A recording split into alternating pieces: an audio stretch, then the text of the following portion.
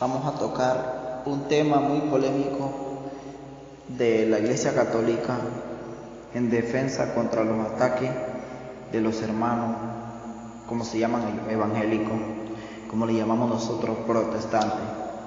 Bueno, vamos a leer Mateo capítulo 3, versículos del 1 al 3. Para que sepan claro, vamos a tocar el tema de la confesión en la Biblia. Vamos a demostrar que la confesión está en la Biblia.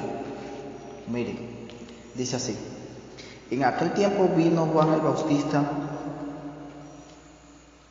y predicaba en el desierto de Judea: arrepentíos y convertíos, que el reino de Dios está cerca. Soy la voz que dijo el profeta Isaías, la voz que clama en el desierto: preparad el camino del Señor. Y sabemos que Juan el Bautista era un hombre. Sabemos que Juan el Bautista no era Dios. Como los hermanos separados dicen que solamente se le confiesan los pecados a Dios, porque Dios es el único que perdona sus pecados. Vamos a ver aquí cómo las personas le confesaban sus pecados a Juan el Bautista. Dice el versículo 3: y venía la gente de todos los pueblos y de toda Judea, y confesando sus pecados se hacían bautizar. Y confesando sus pecados se hacían bautizar. Ahora vamos a leer la primera epístola de Juan, capítulo 1, versículo 9. Dice el versículo 9 claramente. Dice primera de Juan, capítulo 1, versículo 9. Si confesaos nuestros pecados, el que es justo y bueno nos perdonará y nos librará de toda injusticia. Si confesamos nuestros pecados. Vamos a leer también la otra parte. Vamos a dar 3 versículos solamente porque se nos hace muy largo la comparación. Mateo capítulo 9, versículo del 1 al 8, dice así, el versículo 1. Vamos a leerlo del versículo 2, para saber qué es lo que estamos diciendo.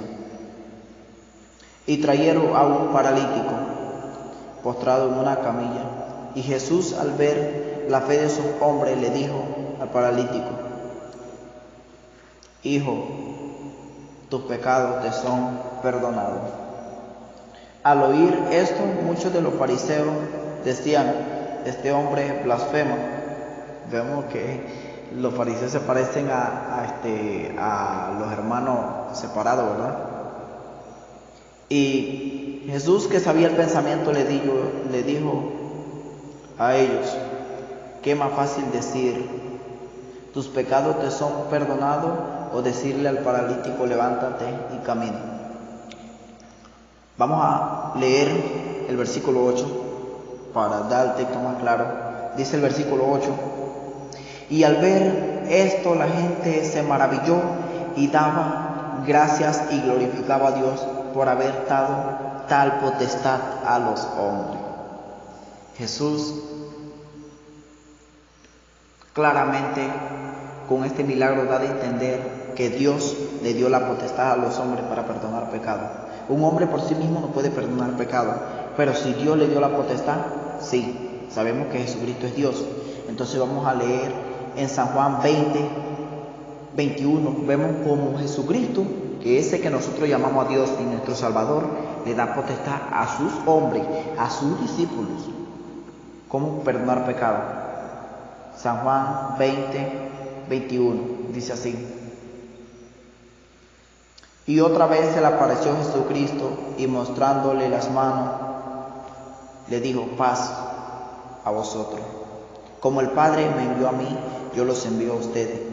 el Padre envió a Jesucristo a perdonar pecados, lo acabamos de leer en Mateo capítulo 9, versículos del 1 al 8. Ahora Jesucristo con la misma autoridad lo envía a ellos, pero vamos a especificarlo más claro. Y les dijo: reciban el Espíritu Santo. A quienes ustedes le perdonen los pecados, les serán perdonados, y a quienes no le perdonen sus pecados, le quedarán sin perdonar. Claramente aquí la Biblia habla que sí hay unos hombres a quien Jesucristo otorgó la potestad de perdonar el pecado por medio del Espíritu Santo. Ya lo acabamos de leer. Y si usted que me está oyendo cree que es mentira, busque su Biblia y compare los versículos y los capítulos y lea si lo que yo le estoy diciendo es mentira. Muchas gracias por este tiempo que me has regalado. Que Dios Todopoderoso te bendiga y te proteja. Amén.